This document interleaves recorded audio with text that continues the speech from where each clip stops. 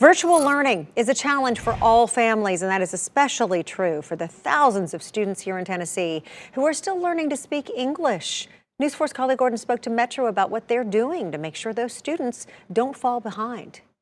Arabic, Swahili, Kurdish, these are just some of the languages Metro students speak. And now that they won't physically be coming to school, the district is making several changes those families need to know about.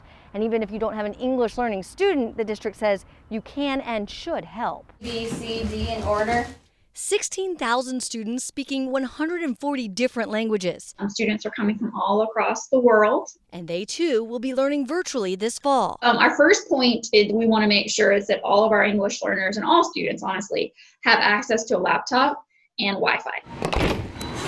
That's why Metro has set up a separate phone line with interpretation services for EL students to get their computers. Once that happens, an ESL teacher will reach out. So some of them will have their regular EL services with a group of students.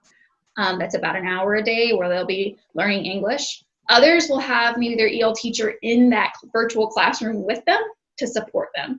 So it's really based on what the students need. As for what happens if and when their laptops break, the district is launching an EL-specific technology phone line on July 27th. They can call that number and it gives them a live interpreter in their language that is then going to connect with the tech support team. Perhaps the biggest challenge right now, getting EL students enrolled.